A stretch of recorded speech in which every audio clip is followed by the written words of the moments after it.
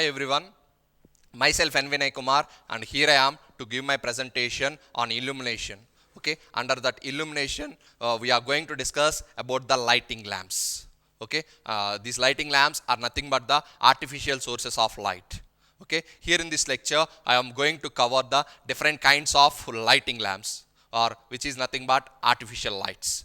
Okay, basically we are having the four different categories of this artificial source of light.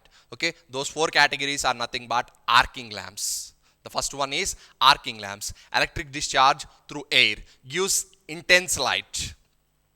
Okay, such a kind of phenomena is seen in the case of arc lamps. Okay, in the case of arc lamps, we are going to consider two electrodes. We are going to consider two electrodes. For these two electrodes, I was going to connect the electric power supply like this. And one more thing, initially these two electrodes are in contact with each other. Okay, now you will get a question, sir, how we are moving that electrodes? Okay, these electrodes are having the possibility or flexibility to adjust the distance between those two electrodes. Okay, that means they are movable. Okay, if I was bringing those two electrodes in contact with each other like this, at the same time I was going to provide the electric power supply.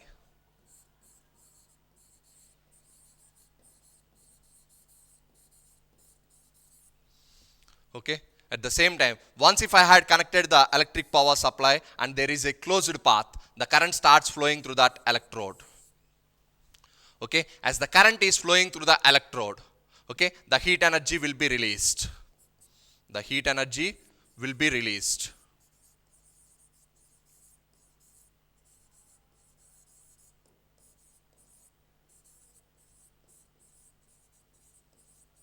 Okay, next what I was going to do is I was going to separate those two electrodes.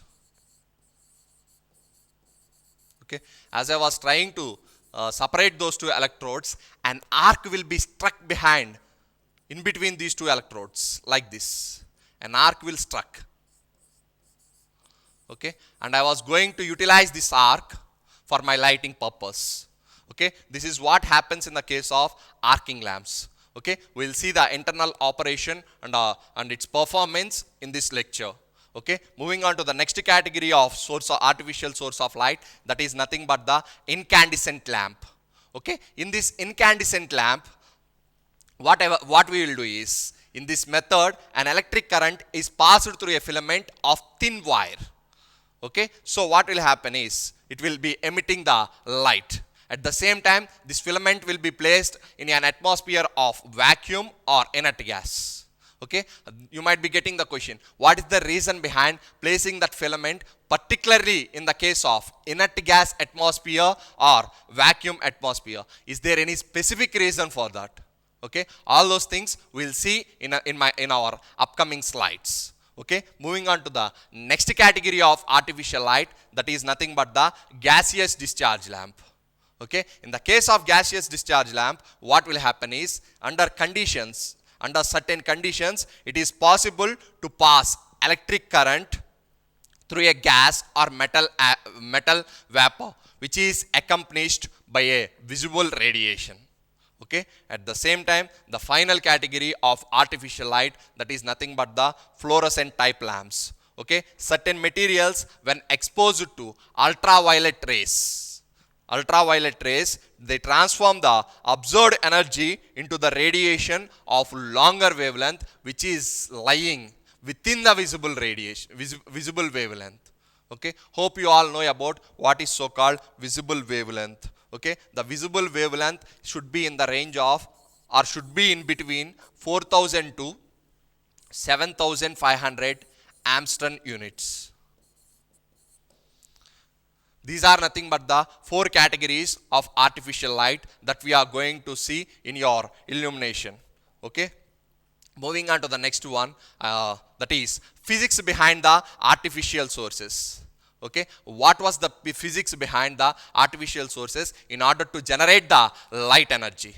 Okay, we have seen how we are going to generate the heat energy by connecting the electric power supply in the case of your electric heating. Okay, here in this lecture, I was going to utilize the same phenomena. The same phenomena is nothing but for a particular element or for a particular atom, I was going to provide the electric power supply. Okay, if I was providing the electric power supply, okay, it will generate the heat energy. Okay, if I was increasing the temperature above certain range for that particular atom, okay, the atom will be releasing the heat energy along with the light energy. Okay, and how we are getting that light energy? Okay, as we are supplying the electrical energy to a particular atom, okay, the molecules inside the atom will absorb that energy. As the molecules are observing the heat energy, those molecules will start vibrating. Okay, as the molecules are vibrating, they will come in collision with the neighboring atoms, neighboring molecules. Okay, because of the collision, the heat energy transfer will take place.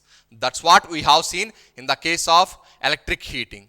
Okay, here also, in order to explain the how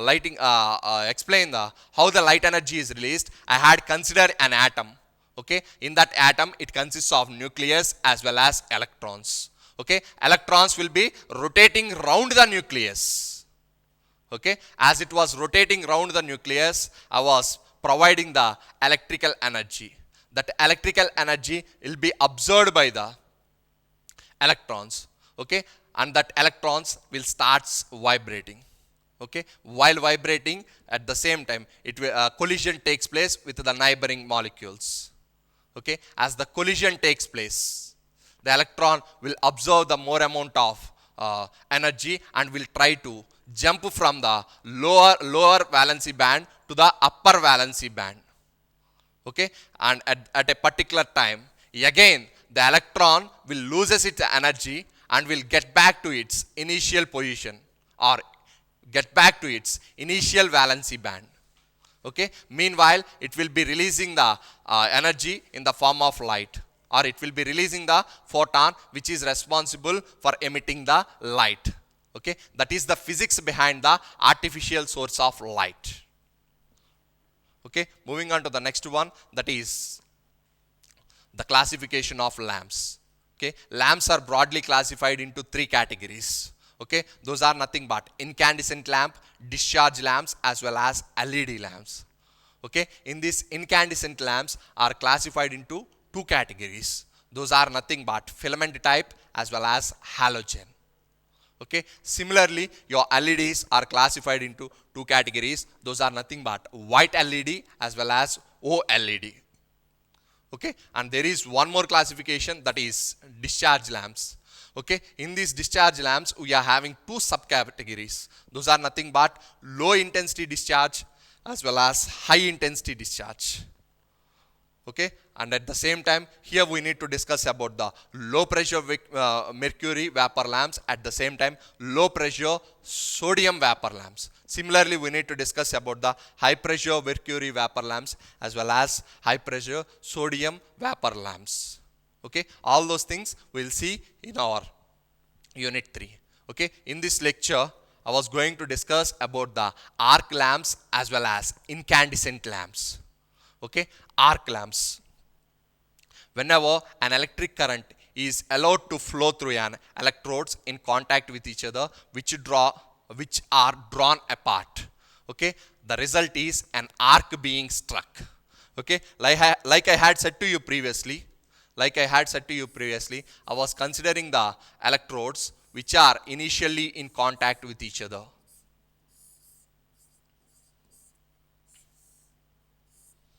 Okay, and I was connecting the power supply, and you might be getting the question, in the case of arc lamps, either we need to connect the DC power supply or AC power supply. Okay, it's up to your interest. You can connect the DC power supply as well as AC power supply. Okay, here in this case, I was considering the DC power supply, that is positive negative. Okay, initially I was keeping these two electrodes. Let us assume this one as electrode 1 and this one as electrode 2. Initially, those two electrodes are in contact with each other. Okay, as I was providing the power supply, the current starts flowing through it. Okay, after certain period of time, I was going to move these electrodes away from each other. As I was moving those two electrodes away from each other, an arc being struck in between those two electrodes in that air gap, okay, which will act as a source of illumination. Okay, the same thing was written over there. At the same time, the arc maintains the current and is an efficient source of light. Okay, at the same time, there are various forms of arc lamps. Okay, those are nothing but carbon arc lamps as well as magnetic arc lamps. Okay, in this lecture, or that is in my upcoming slides, I was going to discuss in detail about the carbon arc lamps. Okay, carbon arc lamp. Okay, in the case of carbon arc lamp, we will be having the two carbon electrodes. Okay, at the same time, these carbon arc lamps are the oldest lamps. This is the earliest type and is still used in cinema projectors as well as searchlights. Okay, in those two applications, still we are preferring these carbon arc lamps. At the same time, when two hard carbon rods are placed end to end and connected to terminals of a DC power supply of not less than 45 volts. Okay, I will need to connect the DC voltage which is having a voltage value of greater than 45 volts. Okay, and at the same time, here in this case of carbon lamps, I was considering the carbon electrodes. At the same time, the current flows through them and the ends of carbon rod soon become incandescent due to the high resistance.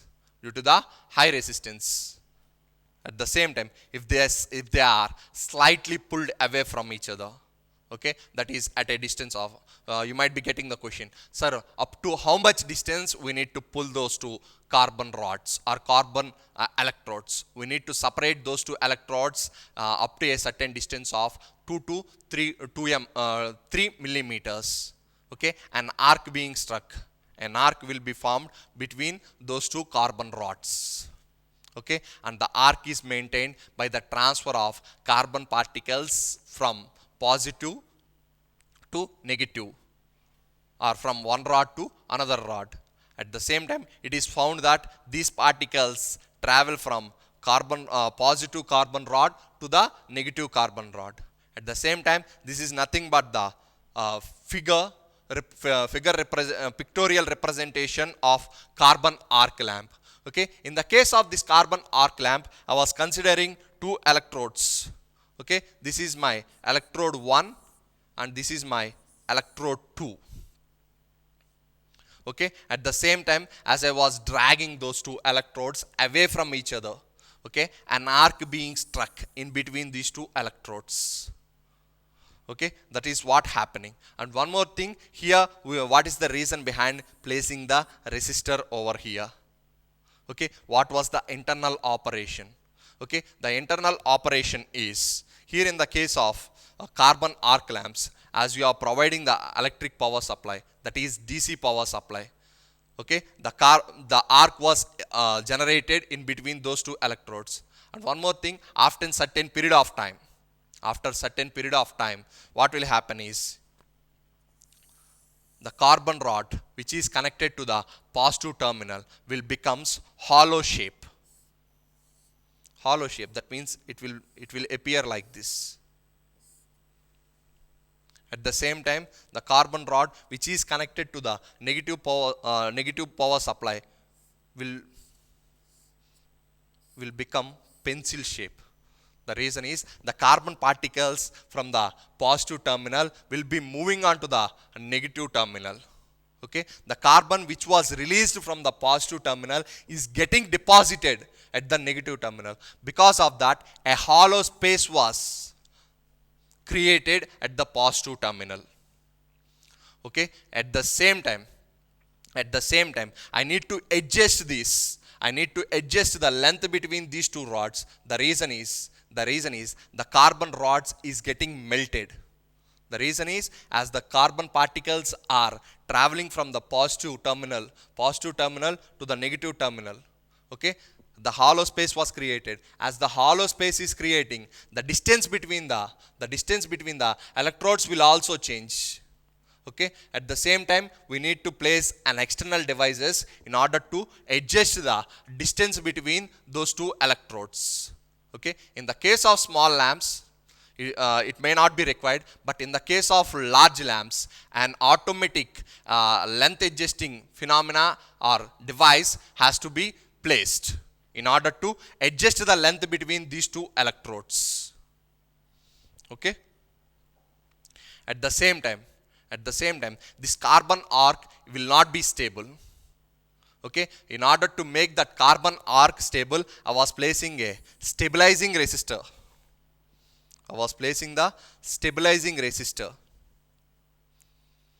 Okay, at the same time, if you are connecting the DC power supply, you will be connecting the stabilizing resistor. But instead of connecting the DC power supply, if you are connecting the AC power supply, you need to place a inductor over there. Same circuit will be there, but instead of placing the stabilizing resistor, you need to place the stabilizing inductor. Okay, that is one more thing that you need to remember. Okay, we'll see. Due to the transfer of particles and oxidation, both rods burn away by and by. Okay, at the same time, the rate of burning of positive rod is twice that of the negative rod. And one more thing, this is only if you have connected the DC power supply. This point will be valid only for the DC supply. The reason is, in the case of AC power supply, okay, equal oxidation of both the rods will takes place. Okay, that was my next point. In case of AC supply, burning of both the rods is same. At the same time, since carbon is consumed during the operation, therefore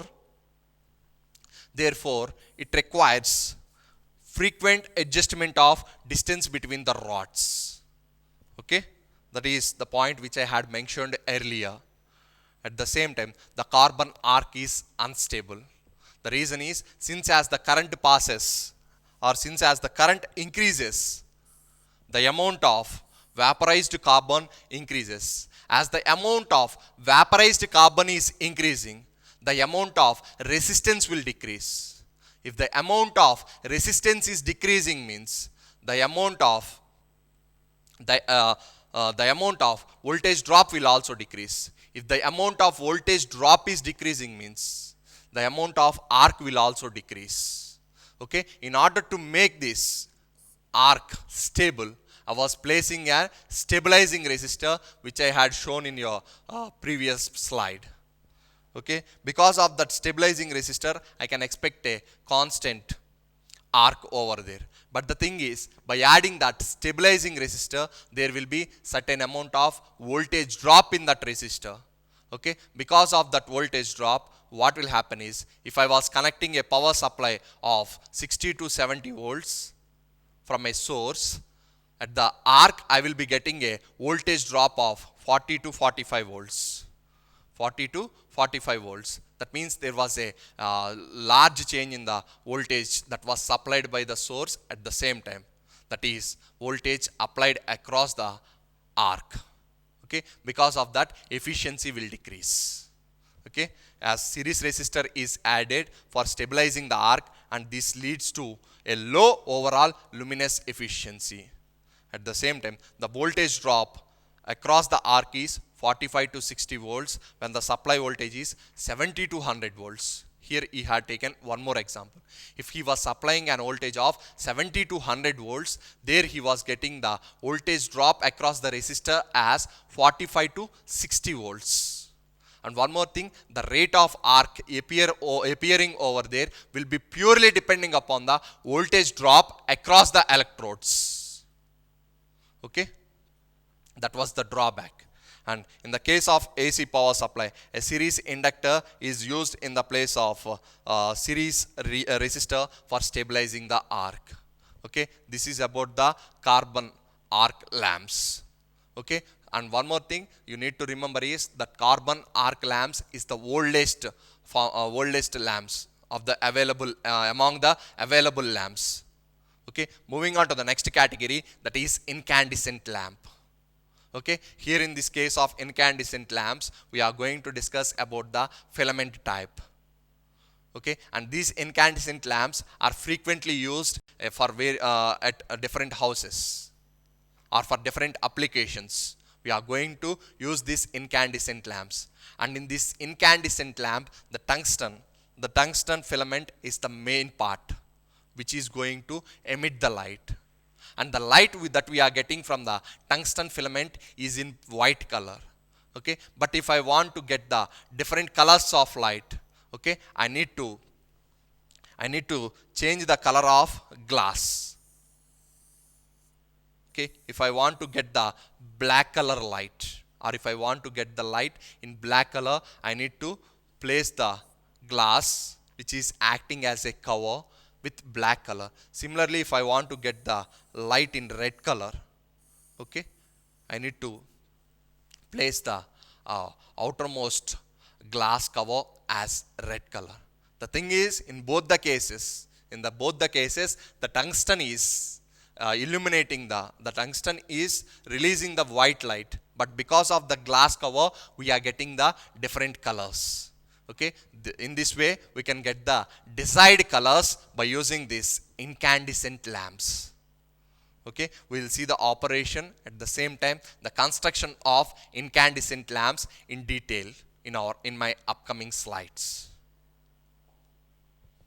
Okay, incandescent lamp. The basic idea of this incandescent lamp is, whenever an electric current is passed through a filament of a thin wire in vacuum or inert gas, the current generates enough heat to raise the temperature of filament to luminosity. Okay, at the same time, this is how the basic bulb look like. Okay, and at the same time, this is nothing but my filament, tungsten filament.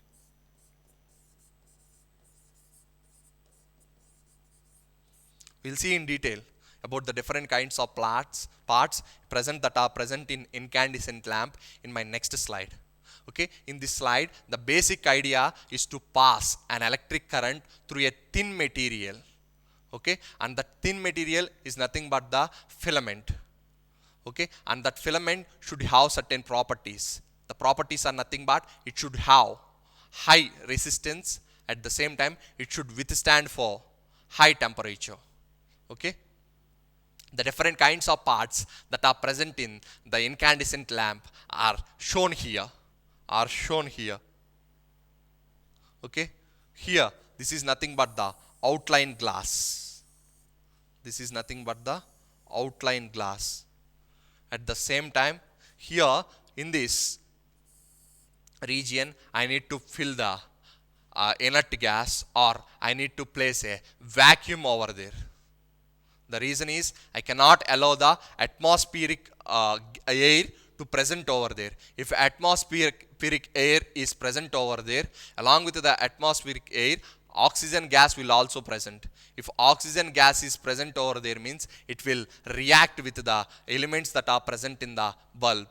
Especially or mainly, it will react with the tungsten element. If it was reacting with the tungsten element, means the tungsten element will get damaged. So in order to avoid that, either I need to place the vacuum or I need to place the inert gas atmosphere over there. Okay, at the same time, tungsten filament. This is nothing but my tungsten filament. Okay, at the same time, these are nothing but, in this diagram you will get the clear idea. These are nothing but the supporting wires. And these are nothing but the connecting wires. See, this connecting wire is in this color, and this connecting wire is connected from the base leads. Okay, because of this connecting wire, only the current will start flowing through the filament. Okay, at the same time, the next one is stem. This is nothing but the stem, which is made up of glass material. Okay, it act as a contact, it provides support to the filament as well as base. Okay, we'll see about the function of each and every part in our upcoming slides. Okay, at the same time, this is nothing but the cap. Okay, at the same time, here this is nothing but the electric contacts. Electric contacts. Here I will be having the two metals which I was going to fix in the holders. Okay, these are nothing but the different kinds of parts that are present in the incandescent bulbs. At the same time, we'll see the functionality of each and every part in our upcoming slides. The first one is contact wire. Okay, electric conductor carrying the current to the filament. Okay, this is nothing but the electric conductor which is carrying the current to the filament. Here if you have seen, okay, through this contacting wire only the current was passing through the filament. Okay, unless the current is not passing through the filament, the light energy will not be released.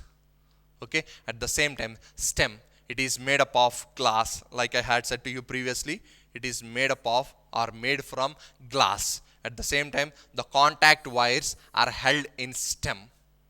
Okay, the contact wires are held through the stem. Here if you have seen, the contact wire are passing through the stem. This is nothing but my stem, which is made up of glass, and the contact wires are passed through this stem like this. At the same time, it also acts as a support for button and filament.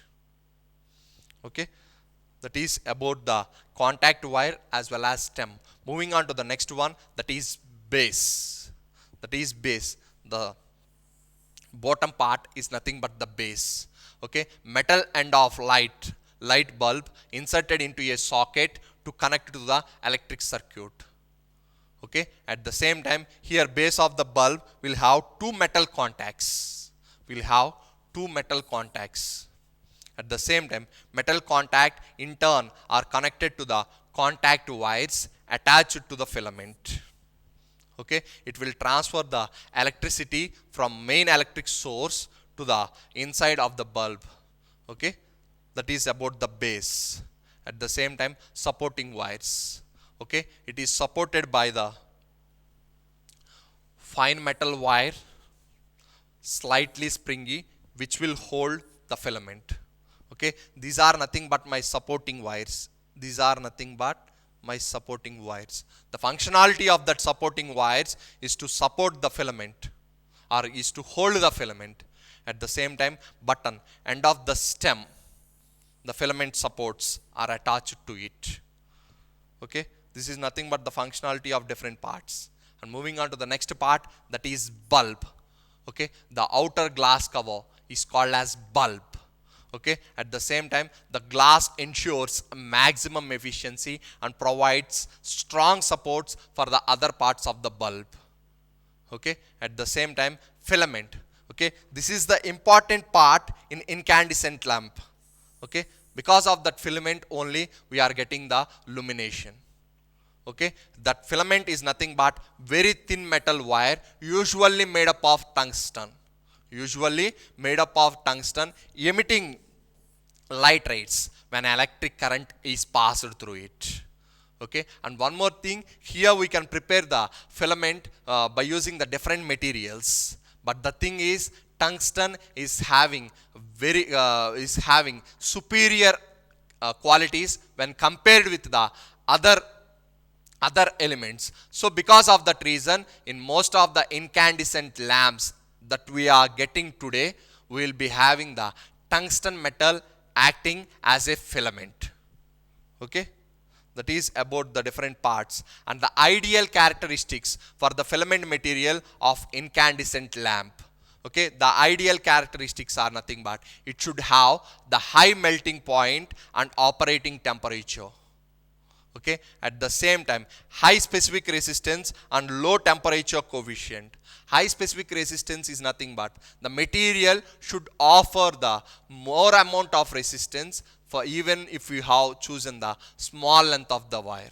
Okay, such a kind of characteristics are possible only if you are choosing a material which is having the high specific resistance. At the same time, it should have the low temperature coefficient. That means if the temperature changes also, the resistance value should not be varied much.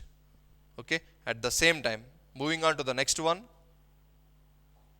that is the superior of tungsten lies mainly in its ability to withstand the high operating temperature without vaporization of filament. Okay, because of that ideal characteristics, we are going to choose the tungsten metal as a filament in incandescent lamps. At the same time, the melting temperature of the tungsten is something around 3400 degrees centigrade. Okay, and at the same time, evacuated vacuum filled glass bulb. Here we can consider the glass bulb either by placing the tungsten in vacuum atmosphere or in inert gas atmosphere. For example, in the first case, I was considering the vacuum filled glass bulb. Okay, if I was considering the vacuum filled glass bulb, or what is the reason behind considering the vacuum filled glass bulb? The first one is to prevent the oxidation. To prevent the oxidation. What is so called oxidation? Okay, oxidation is nothing but when the material is exposed to high temperature. Okay, a layer will be formed. Okay, and that layer will damages the physical strength of the material. Okay, here we are going to deal that filament at high temperatures. Okay, for example, if that filament is going to react with that atmospheric oxygen, okay, it will form the tungsten oxide. It will form the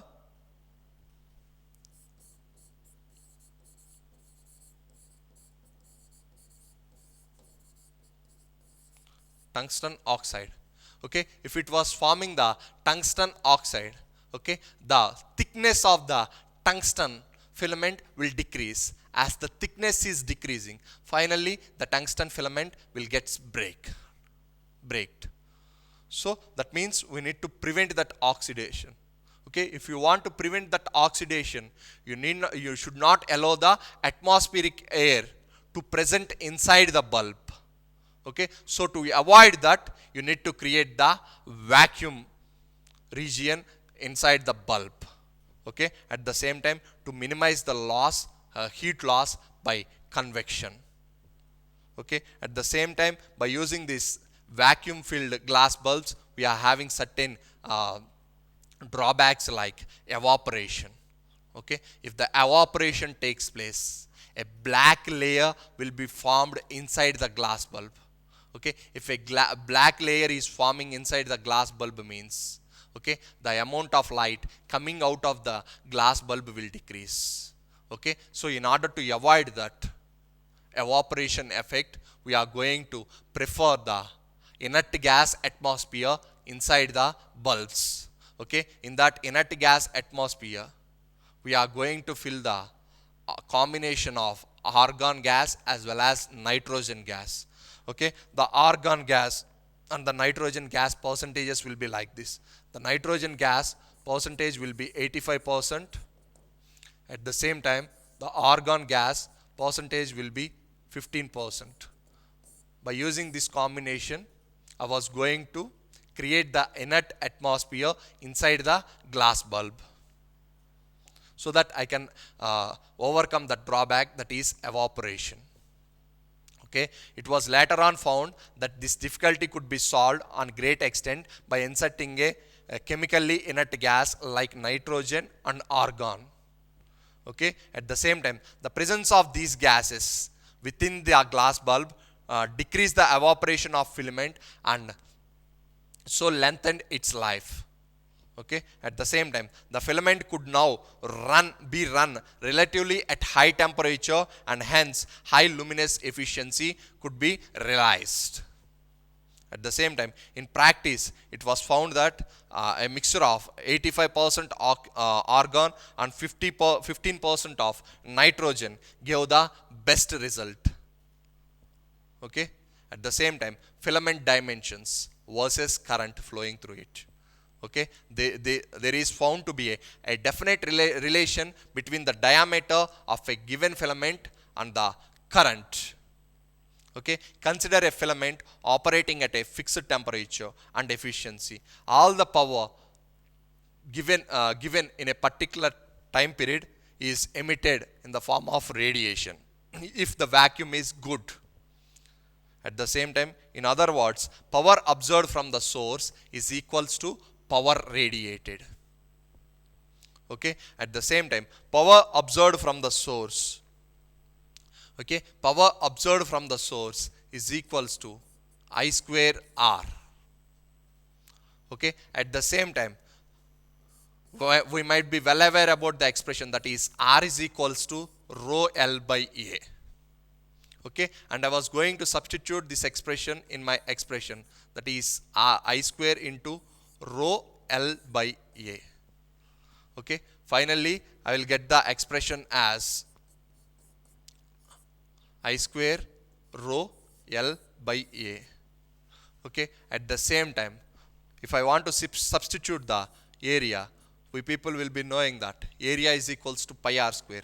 But if you want to substitute that area in terms of diameter, okay, in terms of diameter, I need to replace that r by d by 2 whole square. That means I will get the expression as area is equals to pi d square by 4. Okay, on substituting that area, I will get the expression as, this is not there, I will get the expression as rho L I square divided by pi d square by 4. Okay, on further simplifying, I will get the expression as power absorbed from the source is equals to 4 rho L I square divided by pi d.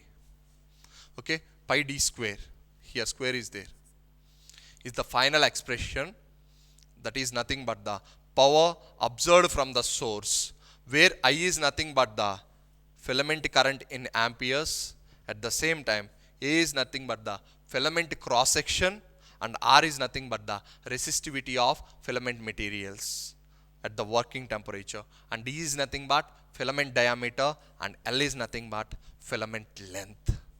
Okay, I got the final expression for power absorbed from the source as 4 rho L into I square divided by pi d square.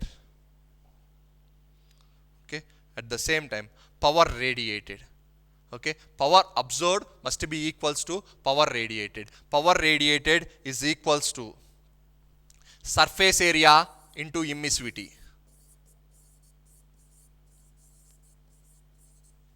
Emissivity, I was considering that emissivity as E.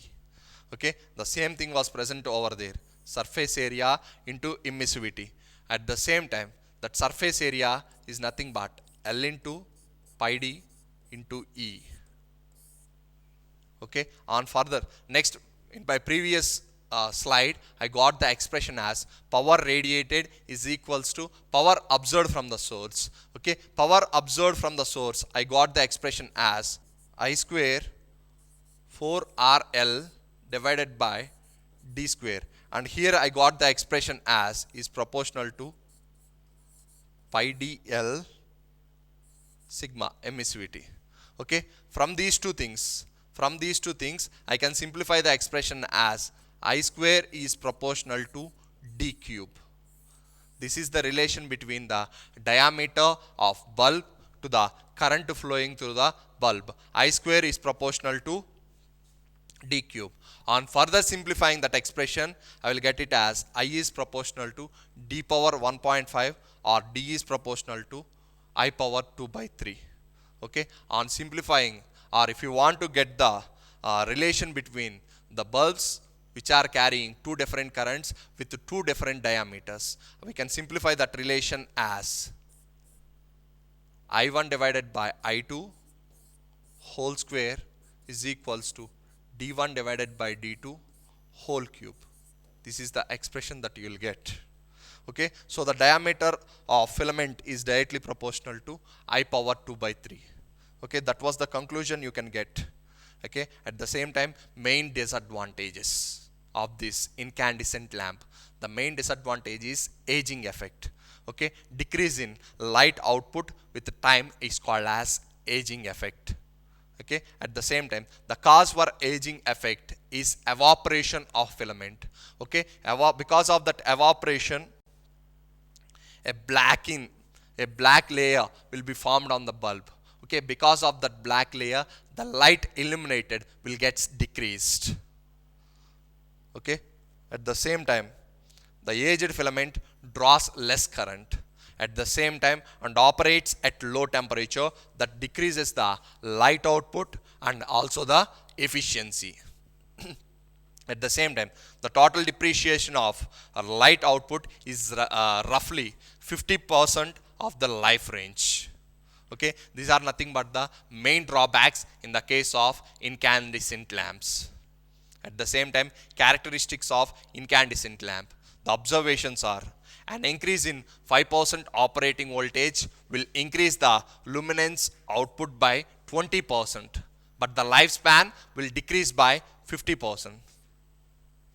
Okay, that means if I was increasing the operating voltage by 5%, I was able to get an increment on output by 20%.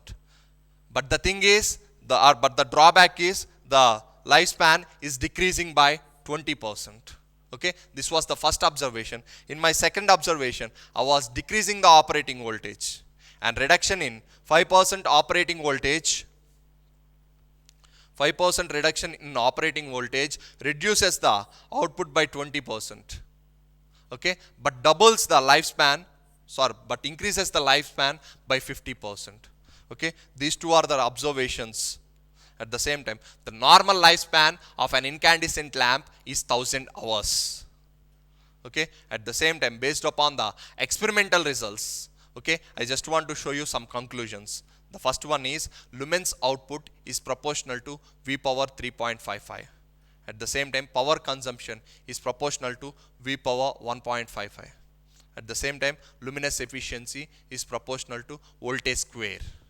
At the same time, life is proportional to V power minus 1.3 for vacuum lamps. At the same time, V power minus 1.14 for gas filled lamps. These are nothing but the results or the characteristics observed from the experimental results. Just remember these things. Nothing there to explain from this.